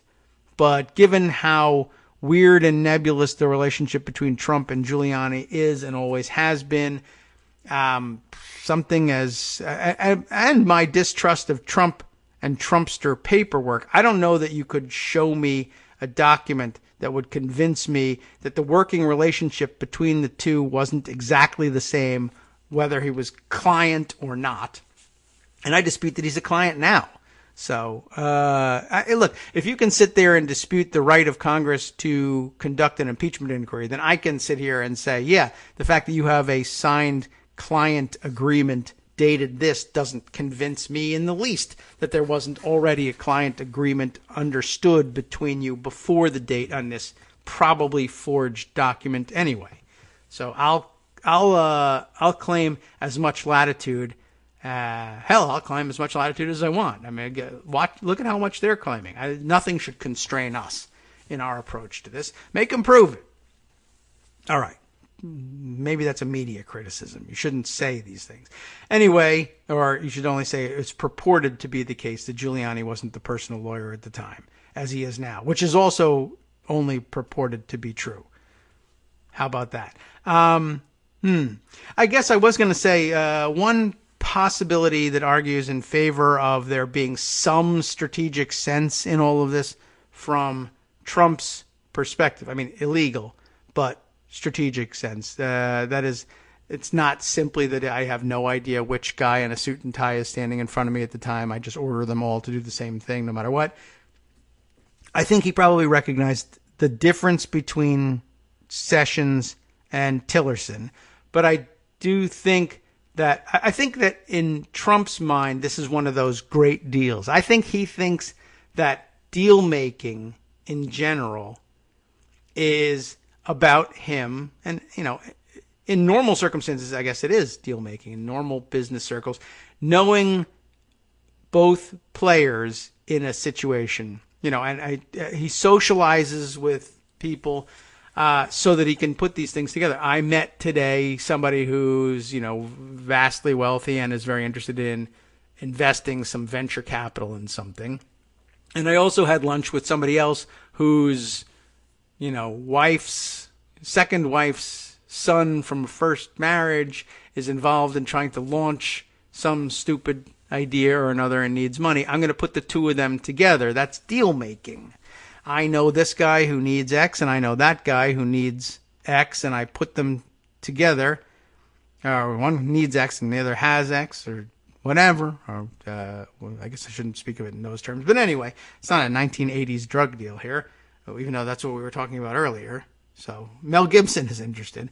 Anyway, if you know people that should be getting together for some reason, and you think you can cut yourself in on the deal, or you're just a nice guy, that's making a great deal. I think that's the world Trump lives in. And so I think here he thought, I have one friend, Erdogan, who wants this guy, Zarab, not to be prosecuted. He's being prosecuted by another guy I know, the Attorney General.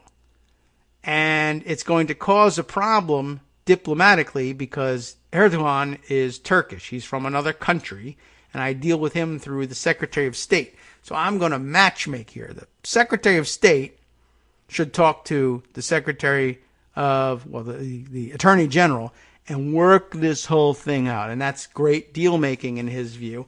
And it can't possibly be illegal or problematic to make great deals on behalf of the country, particularly when I have such a vast and unmatched genius at my disposal, or whatever his terminology was. All right.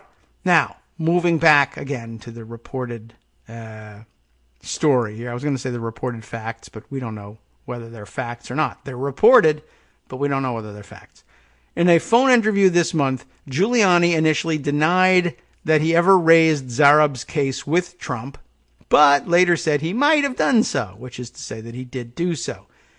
He said he's been speaking with U.S. officials as part of his effort to arrange a swap of Zarab for Andrew Brunson. Everyone knows Andrew, right? He's an American pastor jailed in Turkey who was later released in 2018. I suppose I did talk to Trump about it. So what? I was a private lawyer at the time, Giuliani said. Maybe I'm wrong. Maybe at some point I dropped his name in a conversation. Or maybe one of his people talked to him about it because I was trying to do a prisoner swap. Well, what are you doing trying to do a prisoner swap? Prisoner swaps are for governments, and you're not in that.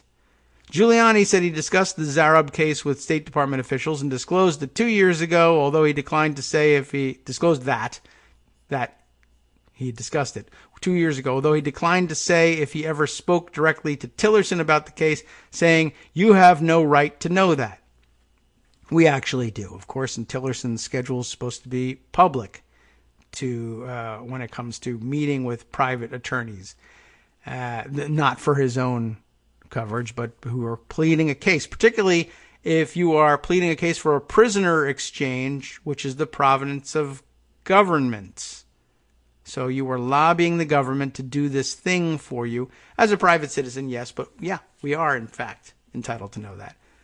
Concerns about Trump's close alliance with Erdogan were exacerbated this week after Trump abruptly announced on Sunday that he would clear U.S. troops from the path of a planned Turkish invasion in northeast Syria. The weekend announcement drew quick criticism from top Republican lawmakers, really pretty much all of them, who said it endangered Kurdish forces that the U.S. relied on to defeat the Islamic State, because it does. Those Kurdish-led forces are now under attack. That's how we know. Trump followed his weekend decision with an announcement Tuesday that he has invited Erdogan to the White House in November. As he was with Ukraine, Giuliani was so steeped in events in Turkey that State Department officials grew increasingly alarmed, right? At some point, God, Giuliani's name comes up in everything. He's effing around in Ukraine. He's effing around in Turkey. I'm the State Department. He's not. Why does his name come up ever? And why does it come up twice? And why does it come up all the time in places where it's causing an awful lot of trouble in a deeply troubled part of the world? What's happening here? Earlier in 2017, he had traveled to the country and Turkey and met with Erdogan as part of his effort to seek a resolution in Zarab's case. Now, that's something I guess he could try and do. He and Mukasey said in a letter to the judge in Zarab's case that they notified then Attorney General Jeff Sessions of their plans before holding a meeting with Erdogan. And I guess that's good. Why would they do that? That's one of those normal proceedings and channels that you have to do. So whose idea was that? Mukasey's. Giuliani probably didn't want anything to do with it. At one point, the State Department under Tillerson got involved in discussions over possibly swapping Zarab for Brunson, the jailed pastor. But the matter was eventually dropped because Turkey kept escalating its demands, according to another person familiar with the timeline of events. He was trying to make a great deal. Tillerson has said publicly that the president frequently asked him to do things that were illegal. That seems like a problem. So often, the president would say, here's what I want you to do, or here's what I want to do, and here's how I want to do it. And I would have to say to him, Mr. President, I understand what you want to do, but you can't do it that way. Tillerson said in an onstage interview with Bob Schieffer in Texas last year, it violates the law, it violates treaty, and he got really frustrated when we'd have those conversations. Now, about Zarab.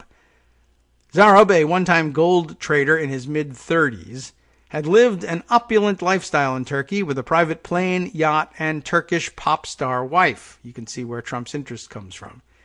After his arrest in early 2016, prosecutors alleged he had, quote, close ties with Erdogan. They accused Zarab of using his network of companies to move money through the U.S. financial system, no way, to help Iran evade sanctions as the U.S. was stepping up economic pressure on the country. Zarab later pleaded guilty and testified against Mehmet Hakan Atilla, no relation to Attila the Hun, I don't think, who headed international banking at state-owned Türkiye Halk Bankası AS, known as Hulk Bank. Hulk Bank smash. Oh, well, that's a great name. Hulk, H-A-L-K, Hulk Bank. So, all right. State-owned, eh? Zarab said Erdogan knew of and supported the laundering effort on behalf of Iran, because Turkey is a huge ally, etc., etc. Erdogan and other senior Turkish officials repeatedly rejected the accusations, saying they were fabrications. Okay, what's the Turkey-Iran thing that's going on here? I'm not entirely certain, although I think both Turkey and Iran have some Kurdish population that they presumably both would like to eliminate. I guess wherever the Kurds are, they're basically targets for elimination for whatever reasons. One day I hope to catch up on what's the deal with these Kurds? Why are they constantly being eliminated by the countries that they live in? And I know it has a lot to do with, of course, their interest in, I guess it's chicken and egg thing to some extent. Right? The one is their interest in establishing a separate state for themselves, which would necessarily, I guess, require cessation of territory by all of the 3 to 4 to 5 countries where they live. And that's a problem. And because they want that, they're viewed as militant separatists, probably also because of their being armed and advocating for separatism. So they may have a point there. And they people tend, I don't know if the Kurds themselves do, but it has been said that they do tend to manifest that interest by launching what I'm sure they view as military attacks against the countries in which they are, that part of their population lives. That country's authorities typically tend to view those as terrorist attacks. They would match a lot of the criteria that you and I would probably put on that, and that marks them as dangerous, separatist, terrorists, and in a lot of countries, that'll get you marked for elimination. This one too, really. Unless you're white and want to separate the south of the country, in which case, statues for you. So it's hard for us to deal with. Anyway, back to the story. Attila was eventually convicted of helping Iran evade economic sanctions. Oh, yes, right. I wanted to say. So I think maybe Turkey and Iran worked together just on the topic of getting rid of Kurds. Could that be the case? I need an issue area expert to tell us about that one. Attila was eventually convicted of helping Iran evade economic sanctions on billions of dollars of oil revenue and served 28 months in U.S. prison. You ever been to a U.S. prison? You Turkish guy? Was that scary to them, or are they like, that's vacation for us? Anyway, 28 months in a U.S. prison before returning to Turkey in July to a hero's welcome. Wow. Turkey has so far managed to avoid U.S. penalties over the sanctions evasions scheme because Trump likes Erdogan. Despite Erdogan's demands and Giuliani's efforts, Zarab was never sent back to Turkey. What? He was not sent back, but he did go back. It just said he got a hero's welcome. I guess he wasn't sent early, so Giuliani couldn't charge him. You served all your time. I don't get any money out of that. Zarab was never sent back to Turkey. Once he agreed to testify, he was moved to a county jail for safekeeping, and he stayed there until after Attila's trial was over. Oh, it's Attila who went back to Turkey to a hero's welcome. Aha! Now I got it. And he stayed there until after Attila's trial was over. By then, Zarab's home and assets in Turkey had been seized by Erdogan, who I thought was friendly with him. But I guess not. There's no such thing as friends among the oligarchs, right? And Putin has done this to a couple of people who either failed him in some way or stood against him in some way, disagreed with him in some way, or just failed to perform. That's, of course, the difficulty with being an oligarch in an oligarchy. Seems like a good place to be, right? But you can, of course, lose all of your wealth to the chief oligarch at any time and get thrown under the bus and find yourself on the outs. It's a tough position to be in and not to be desired. All right. This still doesn't mean it's time yet to go back to Parnas and Fruman just yet. I put aside somewhere an old profile of this case, the Zarab case, from the New Yorker, which curiously enough is illustrated with the same picture that we just described being in the Wall Street Journal piece. So I guess there's not a lot of pictures of Zarab circulating.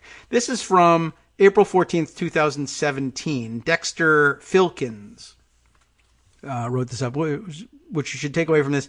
I guess this has been known for a long time. It's just we've been focusing on other stuff all this time. So this is meant to embarrass us into saying, why haven't we heard of this story before? It was put out here. It was content, and we love consuming content. Why didn't we consume it before? A mysterious case involving Turkey, Iran, and Rudy Giuliani. Dexter warns us about here in New Yorker. We've got another break coming up here, but we'll tease a little bit of it and move on. The mysterious case of Reza Zarab, a Turkish-Iranian businessman, facing federal charges in New York, has grown ever stranger over the past couple of weeks. Zarab, who is 33, was arrested by FBI agents in Miami, which may or may not be, I don't think that's where Fruman and Parnas were arrested, but of course that's where they hung out and played down in Florida. Arrested in Miami last March. Remember, this is in 2017.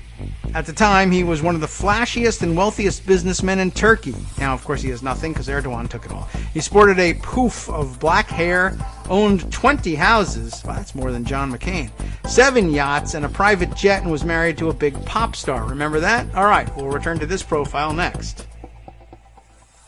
Hi, it's me, David Waldman, your host for Kagro in the Morning, with a brand new interruption to say thanks to all of you who support the show. Remember when I told you that our average monthly donation was about $7, for which you were getting 2 great hours of news and entertainment 5 days a week, and how that came out to about 70 cents an hour? That's a pretty good deal, except it's wrong. The math actually works out closer to 17 cents an hour. It is hard to beat a deal like that, and even harder to send your kids to college on. Thankfully, Patreon.com makes it easy to make that work. Patreon, Patreon.com, is the simple, secure way to make recurring monthly contributions to support our show. Just search for me or the show name on the site, and they make it easy to crowdfund the show so that the power of our numbers can keep the show going for just a few bucks a month. Once again, thanks so much for all your support.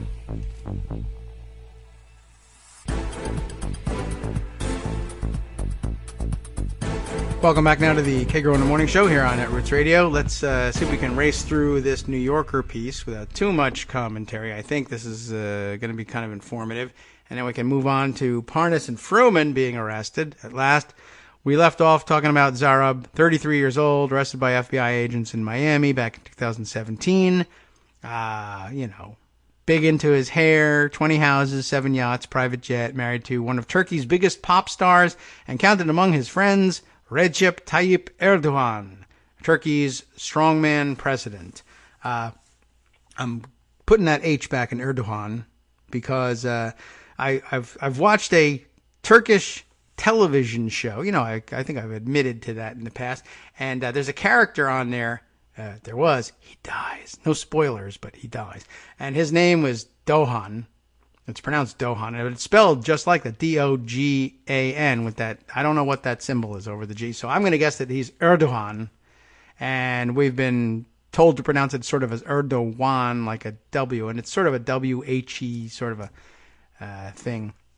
But not a W-H like a hua, but a ho. I don't know what to call it. Erdogan is what we're going to say. Anyway, good. I've learned something from watching Turkish television shows. And what's wrong with you guys in Turkey, by the way? I feel like we should be a lot closer and have better understanding between us, as I am watching. Lots of people are watching Turkish soap operas, essentially, on Netflix, and yet we don't see eye to eye. I don't understand how this could be. I thought entertainment would save us all. Content will save us all, but apparently not. The U.S. government, to continue with the New Yorker story, believes that Zarab masterminded a sprawling operation to help the Iranian government evade economic sanctions that were put in place to hinder the country's nuclear weapons program. It's almost as if a president should have tried to do something about that, and did, and then another president decided shouldn't, and we should throw that out. Interesting, though. But I guess that's, given that now Trump has ended up scrapping that deal and freeing the Iranians, he's actually done Zarab / Giuliani / maybe Erdogan's bidding once again. Something to keep in mind.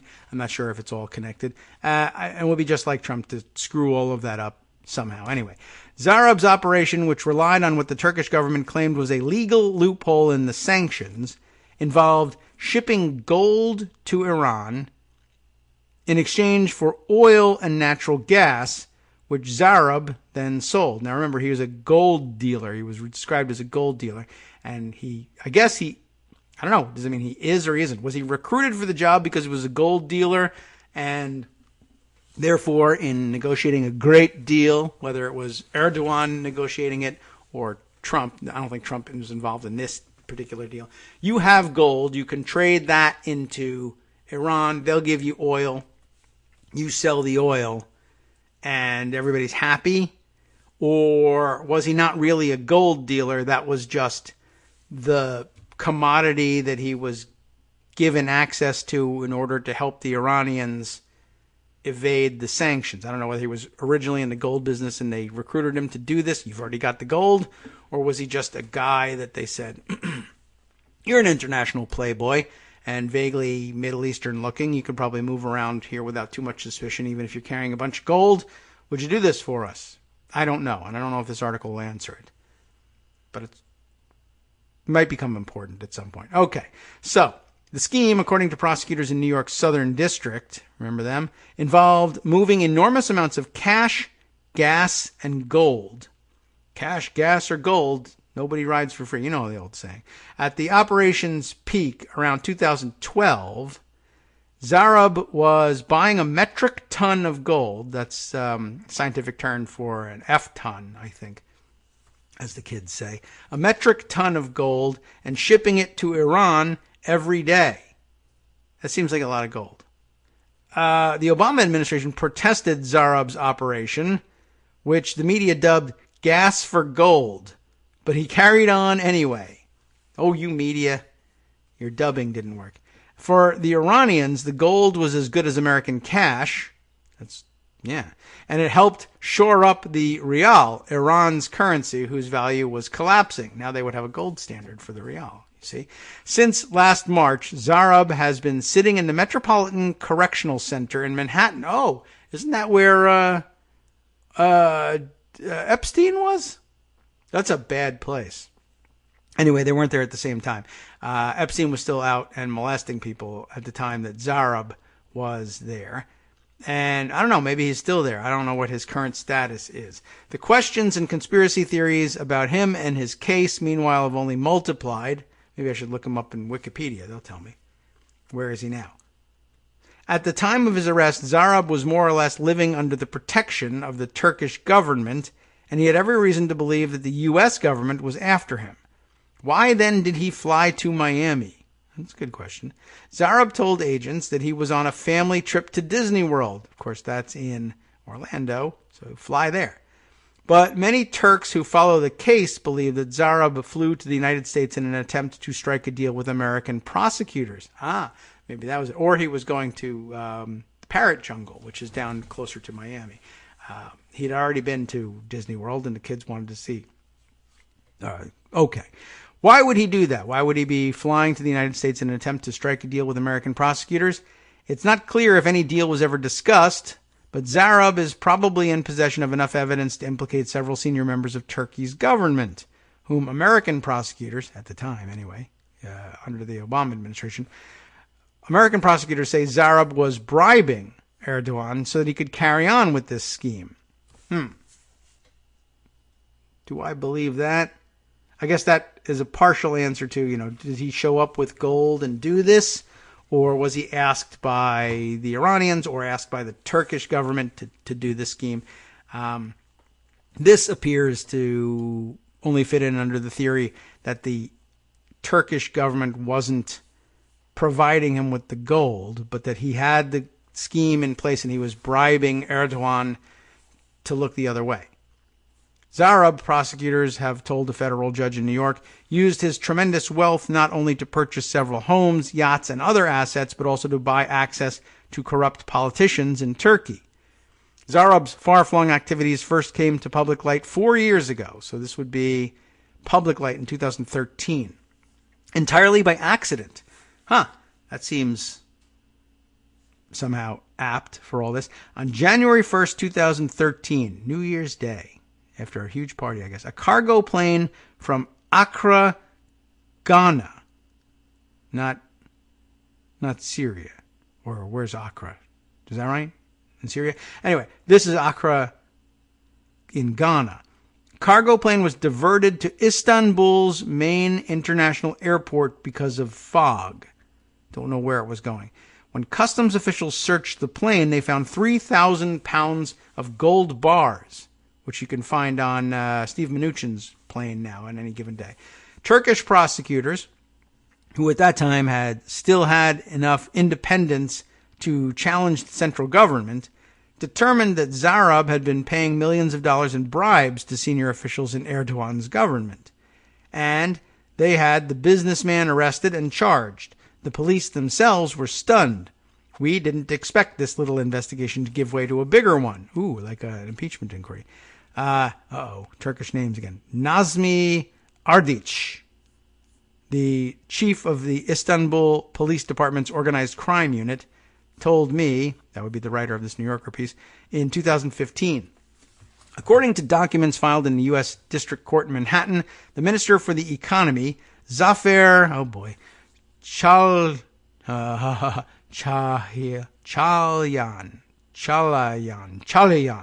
Zafer Chalayan, maybe, accepted more than $45 million, holy mackerel, in cash, gems, and luxury goods from Zarab.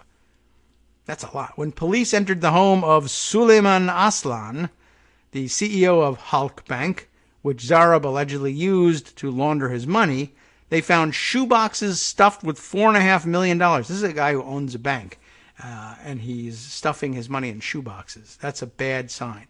Both Chalhian, God, that's a tough name, and Aslan have denied any wrongdoing. That seems unlikely. Wiretapped phone conversations also appeared to implicate members of Erdogan's family. The cargo plane incident and subsequent investigation of Zarab roiled Turkish politics. Erdogan, instead of backing down, accused Fethullah Gulen, remember this guy, the exiled cleric, an imam and former ally, again, getting another former ally under the bus, living in exile in the Poconos in Pennsylvania, of trying to mount a coup against him. How is that connected? Cargo plane incident and subsequent investigation. They find that Erdogan may be corrupt as a result. Instead of backing down, he accuses this guy of trying to mount a coup against him. I don't know if it has anything to do with the gold or not. It was then that Erdogan initiated the first in a series of purges across the Turkish government, firing, transferring, or jailing thousands of police officers and prosecutors, the ones who were accusing him of this, I guess. Afterward, the charges against Zarab were dropped, miraculously, and he was released from prison. This is the guy Giuliani picks up as a client. Wow. The power struggle between Erdogan and Gulen climaxed last summer. This would have been 2016, when followers of Gulen inside the Turkish military took part in a real attempted coup against Erdogan's government. Although, as I recall at the time, there was some speculation that he may have had nothing to do with it, or he was denying it, which is what you would do if you were involved in the coup. So we couldn't tell, but there were two sides to that story. Erdogan beat back the uprising, but not before more than 260 people were killed. Since then, Erdogan has been busy arresting and detaining anyone linked to the country's democratic opposition, and many people who are not. Zarab's arrest in the U.S. occurred a few months before the attempted coup. Since then, Erdogan has tried to have Zarab sprung. That's funny. Arab Spring and Zarab sprung, huh? Last year, his government asked Loretta Lynch, then the U.S. Attorney General, to release him. And Erdogan himself raised the issue last September in a meeting with Joe Biden, then the vice president. Now, that probably, if there were any Republicans listening, that would raise their eyebrows. They would prick up their ears at the mention of Loretta Lynch and Joe Biden, why they're known to me as a Republican to be totally corrupt. What happened? Erdogan even accused the U.S. attorney who indicted Zarab, Preet Bharara. It's like a all-star game here. As well as the judge overseeing the case, Richard Berman. No, that's a disappointment. That guy's, no one knows him. Of having links to Gulen, whom Erdogan describes as a terrorist. Remember, we were just talking about that. Bharara and Berman, Erdogan charged, had been wined and dined by Gulen's organization. Why does Erdogan care so much about Zarab? It could be that Erdogan is just a loyal friend. Well, no, that's probably not it. But the evidence found by Turkish prosecutors in the original case against Zarab suggests that Erdogan himself or his family could be tied to Zarab's scheme. Perhaps Erdogan is afraid that Zarab, facing decades in prison, will eventually talk. After his arrest in Miami, Zarab hired some of the most expensive lawyers in New York. They tried to secure a comfortable bail arrangement and failed. They then sought to have the case thrown out entirely and failed at that too. For a time, it looked as though the Zarab case was heading for trial. They don't mention who the most expensive lawyers in New York are, at least not now. Maybe they're different from the names we know to be connected with the case. And I see them down here, though, so let's continue. For a time, it looked as though the Zarab case was headed for trial. Then, last month, again, this is 2017, so we're talking about March or April, came several dramatic developments. Zarab fired most of his lawyers, the expensive ones in New York, and hired Rudy Giuliani, a confidant of President Trump, and Michael Mukasey, the former U.S. Attorney General. Then Trump fired Barrara, the prosecutor who indicted Zarab in the first place. I don't know if that case was ever mentioned in the firing. I mean, he was fired for so many different things that would have angered Trump. Was this one of them? I don't recall.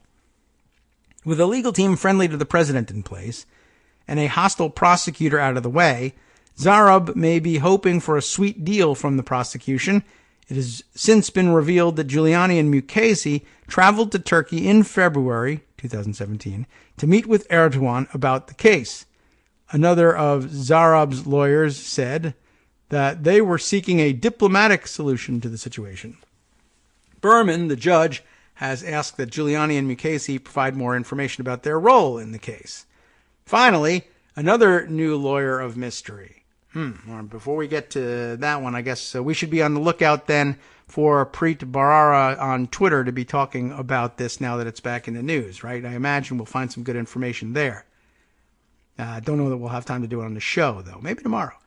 Okay, so finally, another new layer of mystery. I said lawyer of mystery. It's only one letter off, but I screwed it up. The layer of mystery last month, again, March 2017. FBI agents arrested Mehmet Hakan Attila, remember him, the deputy CEO of Halk Bank, the same bank that prosecutors allege that Zarab used to launder his gas for gold transactions upon his arrival at JFK International Airport in New York. They helpfully tell people reading the New Yorker. I think they know where JFK is. The case against Attila was built on much of the same evidence, wiretap phone conversations, that, for instance, that was used to charge Zarab. On Thursday, Attila pleaded not guilty to the charges against him. What was going on? Would Attila simply fly to JFK without a care, even though his former client had been arrested a year earlier in a very public case? Or was something murkier at work? The Turkish government was not happy with Attila's arrest. Halk Bank is one of the largest financial institutions in the country. As with almost everything that goes wrong in Turkey these days, the country's leaders are blaming Gulen, the exiled imam in the Poconos. The move against Halk Bank's Attila, Binali Yildirim, the Turkish prime minister, said, is another plan and trick of the Gulen movement. They don't want to blame anything on the United States government. Back when they were afraid, I guess, of the United States government. Now, no longer the case. Anyway, have we noted for the record somewhere today? Probably not. That Gulen is the guy who Mike Flynn was allegedly working to kidnap on behalf of Turkey and deliver him up to Erdogan, among many other things, when he was lobbying for / working as a clandestine foreign agent for Turkey. And now, of course, he faces sentencing and his other problems arising from his association with this circle of idiots. All right. Just want to lay that one out there. Now, back to today's news, which, again, comes from the Wall Street Journal, which I temporarily, I guess, have some access to and can read you the story. Might as well read it to you before they revoke my ability to read it tomorrow. 2 foreign-born men who helped Giuliani on Ukraine arrested in campaign finance charges. I would dispute that they helped Giuliani on Ukraine. I fear they may have sunk him. Lev Parnas and Igor Fruman are expected to appear in federal court in Virginia, right here in Virginia, later on Thursday. Let's see. Okay. Aruna Viswanatha, Rebecca Bauhaus, Sadie Gurman on the story for Wall Street Journal. 2 Soviet-born donors to a pro-Trump fundraising committee who helped Rudy Giuliani's efforts to investigate Democrat Joe Biden, who, again, his name came up with in one of the last articles. Again, they approached him looking for some sort of corrupt deal, and no news of any such deal coming out of that. So, weird. Biden initially suspected perhaps of some sort of clandestine wrongdoing in Ukraine. Didn't materialize. Doesn't turn out to be the case. Well, what about in Turkey? He's accused of that too. Yeah, and didn't get anything on that one either. It's almost like he's not actually doing those things. Anyway, here we are. So Fruman and Parnas are arrested.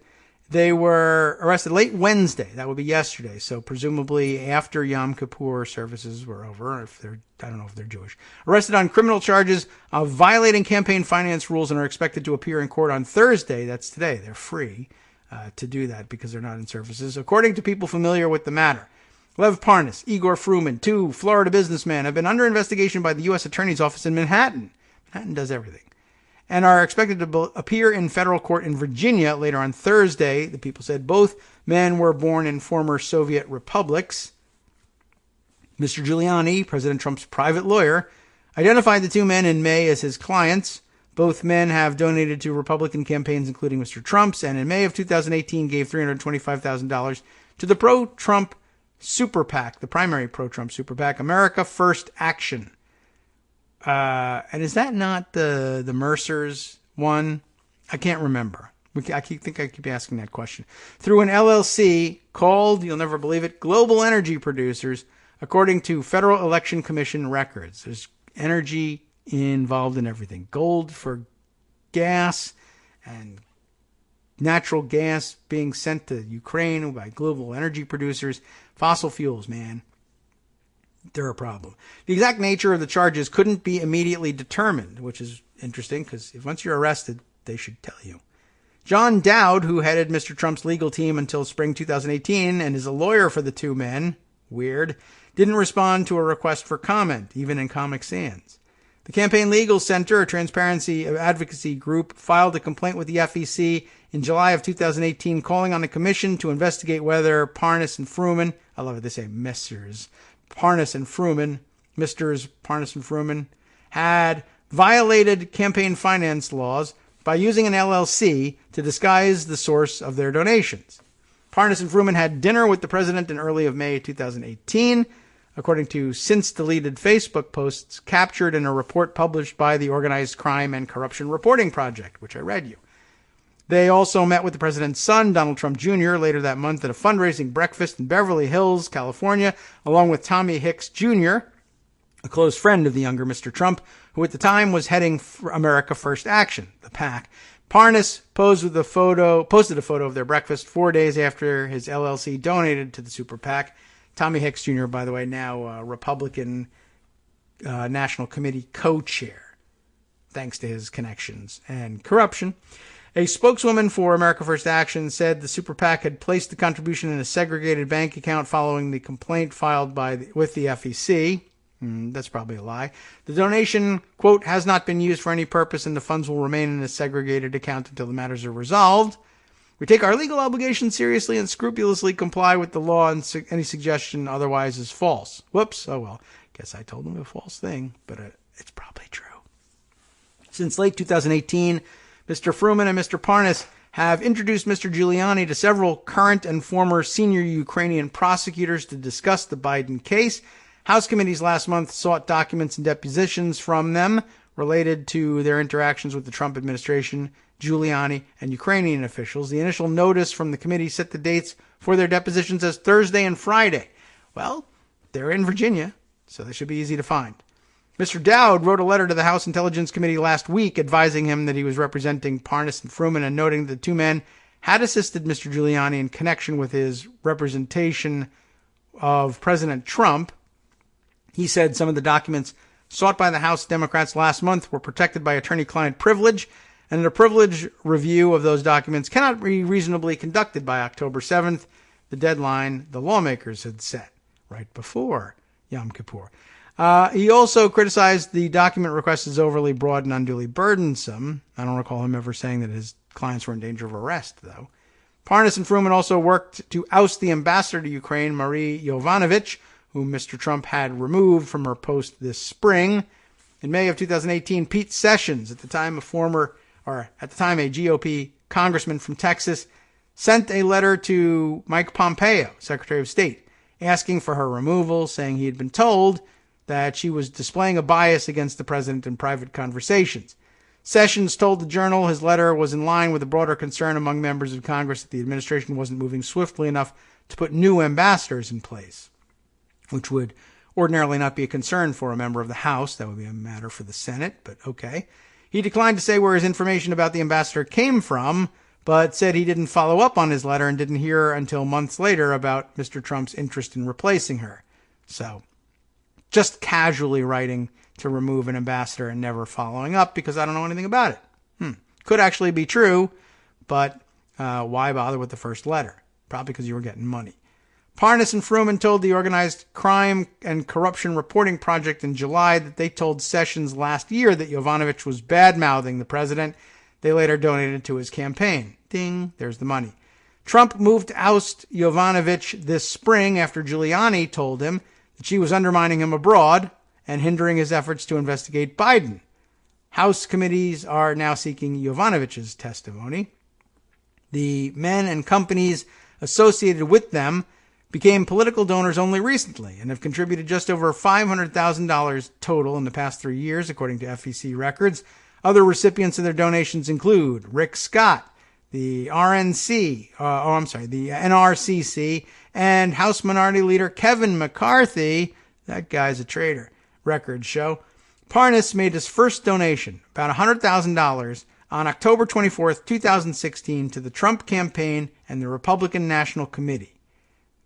Fruman made his first federal political contribution in February of 2018, giving $5,400, then the legal maximum, to Trump's re-election campaign. Okay, so that's the scoop on the arrest of Fruman and Parnas. So we're up to date on that, but almost out of time for everything else. And let me just see if there's anything that quickly has to be thrown in there or quickly can be thrown in there before we hand things over to Justice Putnam for the West Coast Cookbook and Speakeasy. I'm sure he'll be rounding up news that we have missed today. Anything else here? Lots of interesting sounding articles, which I guess we'll save because we still have Friday to deal with, and we'll read a whole bunch of those. Yes. Well, there was the note circulating the other day, along with a Washington Post piece, which we won't read all the way through, but probably don't have to because the headline tells you, for the first time in history, U.S. billionaires paid a lower tax rate than the working class last year. That sounds like bad news, but of course, all due to Trump and his stupid tax cuts. And, he's happy about that because he says he's a billionaire.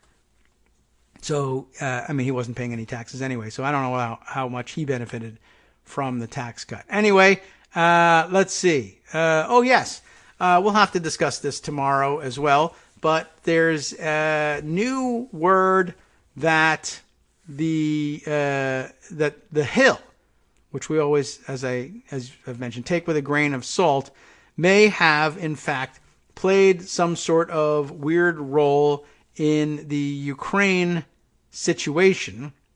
We have mentioned in the past that John Solomon, who has written op-eds for them, has been a big player in the disinformation continuum about Ukraine.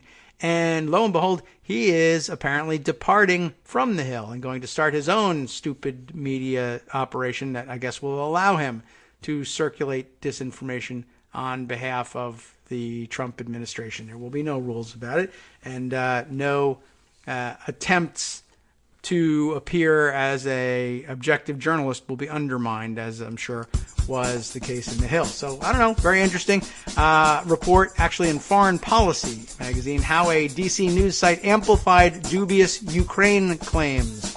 Amy McKinnon writes, we'll probably discuss that a little bit, or at least be thinking about it during the day, even if we don't get around to it tomorrow.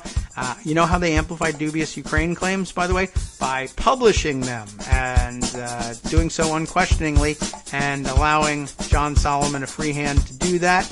And lots of questions now being raised about what exactly is Solomon's role here anyway, and how is it that he got such prominent placement in the Hill, and he was working for them for years as executive vice president for digital video as well. So I mean, not just some line reporter about these things. All right, guess that's about all we're going to be able to get to today.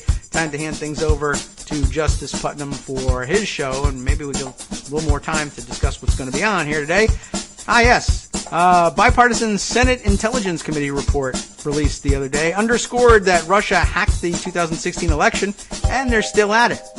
What else has he got? After choosing profits over maintenance, California private utility giant Pacific Gas and Electric is forcing blackouts to punish its customers. I'd like to hear a bit more about that. Heard about the blackouts.